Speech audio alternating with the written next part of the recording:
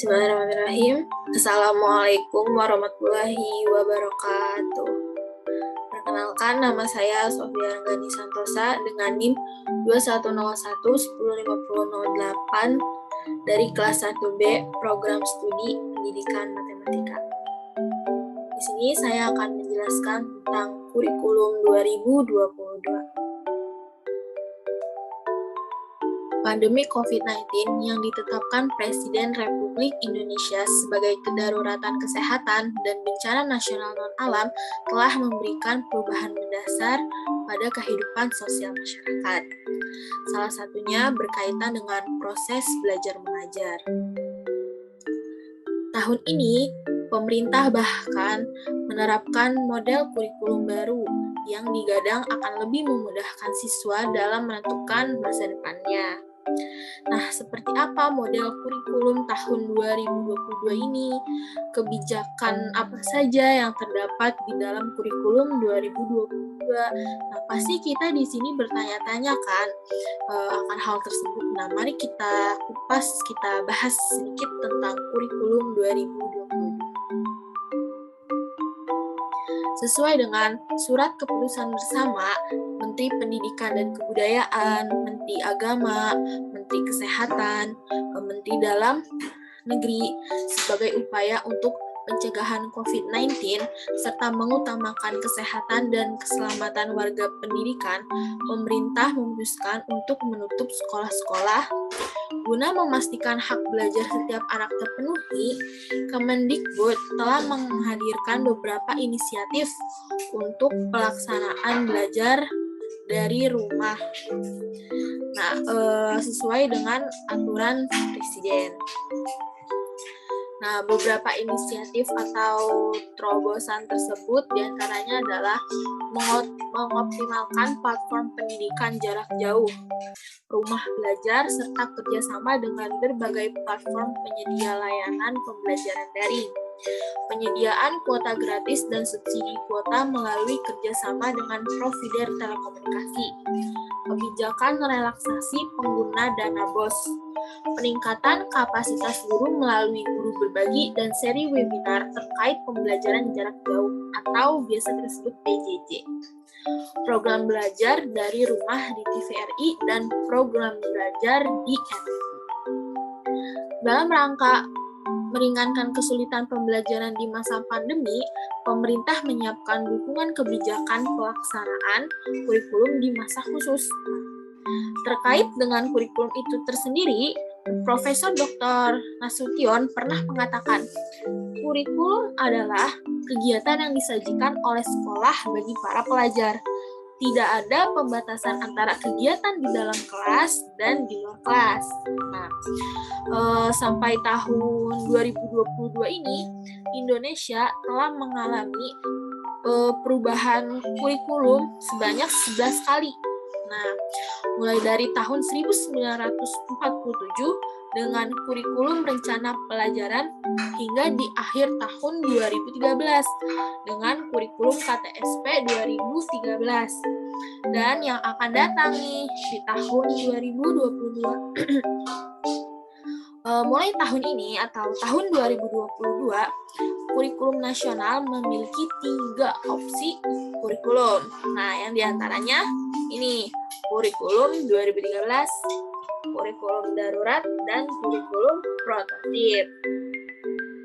Nah, untuk kurikulum 2013 adalah kurikulum yang berlaku dalam sistem pendidikan Indonesia.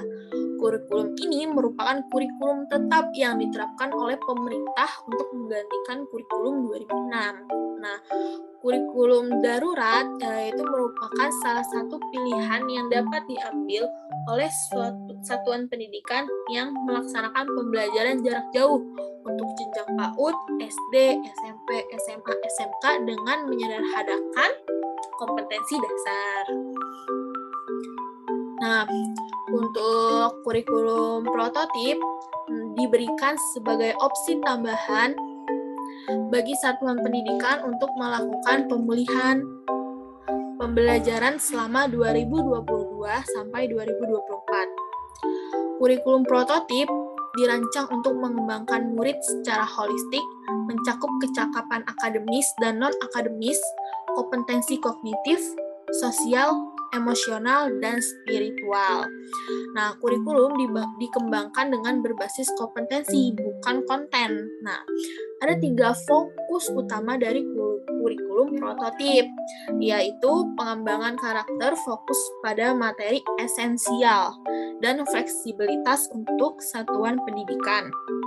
Nah, dalam kurikulum prototip, khususnya sekolah atas atau SMA ya, siswa tak lagi dihadapkan pada pilihan jurusan yang sebelumnya dibagi menjadi IPA, IPS, terus bahasa, enggak. Nah, jadi di tahun yang akan datang, di kurikulum 2022 itu tidak ada lagi jurusan di tingkat SMA. Meski begitu, kurikulum prototip ini masih bersifat opsional, bukan kewajiban. Nah, di mana hanya akan diterapkan di satuan pendidikan yang berminat menggunakannya sebagai alat untuk transformasi pembelajaran. Nah, bagi sekolah yang menggunakan kurikulum prototip, para siswa SMA dapat meramu sendiri kombinasi mata pelajaran sesuai dengan minatnya. Nah, di samping itu, siswa juga mengambil mata pelajaran sesuai dengan jam pelajaran yang disyaratkan. Adapun jam pelajaran tersebut terdiri dari 18 jam pelajaran wajib dan 20 jam pelajaran pilihan per minggunya.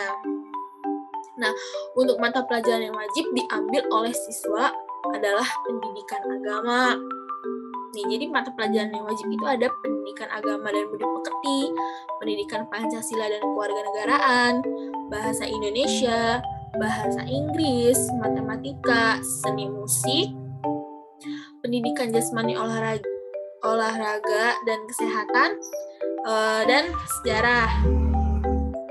Nah, contoh dari penerapan kurikulum prototip ini misalnya ketika siswa ingin menjadi insinyur, maka selain mata pelajaran wajib, mereka boleh mengambil mata pelajaran lainnya seperti matematika lanjutan dan fisika lanjutan tanpa harus mengambil pelajaran biologi.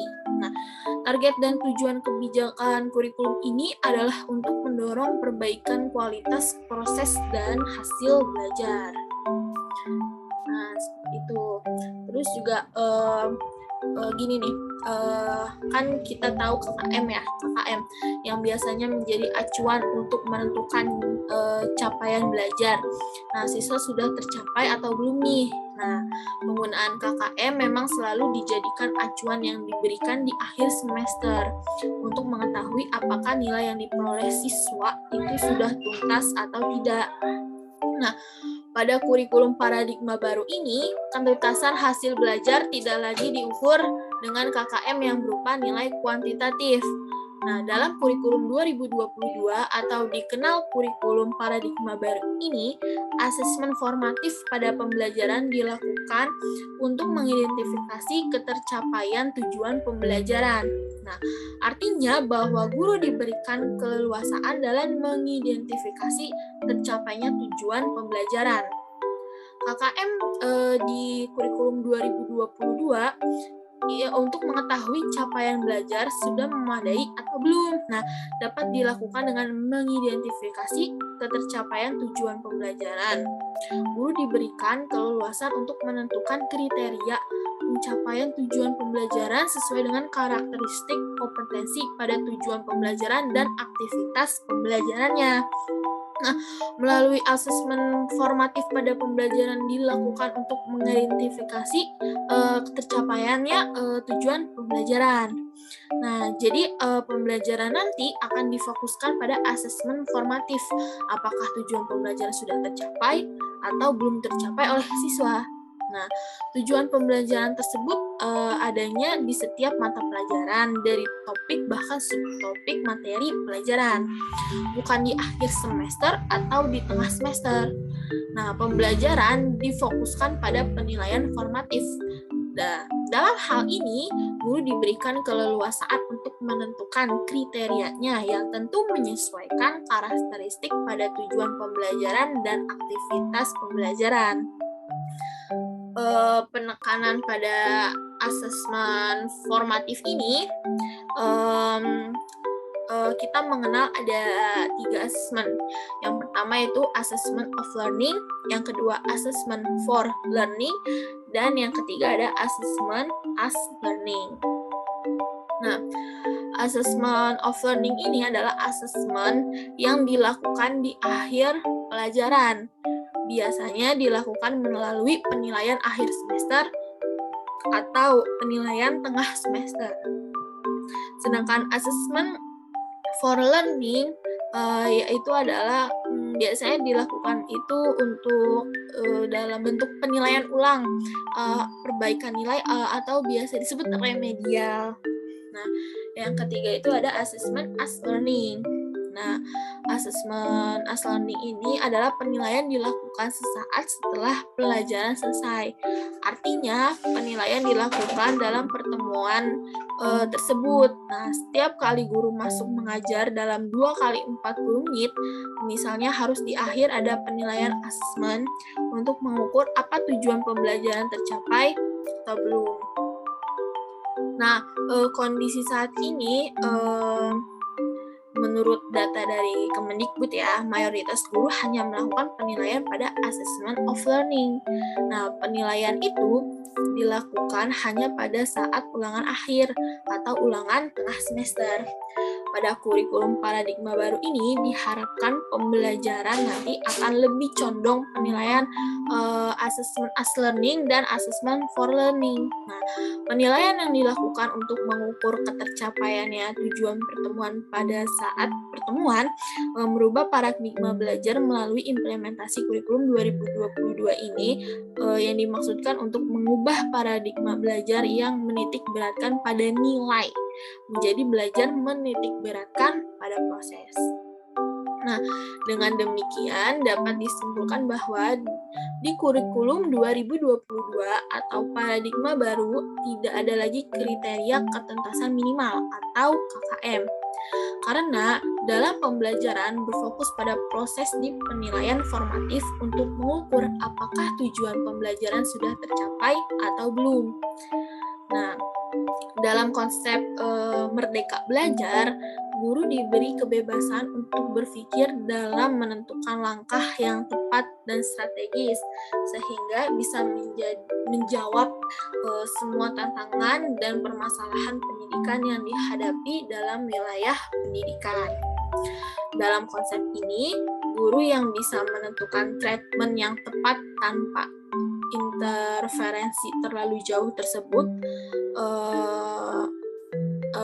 biasanya dari pihak luar. Nah, penerapan treatment tersebut tentunya harus memiliki dasar kuat dan bisa dipertanggungjawabkan.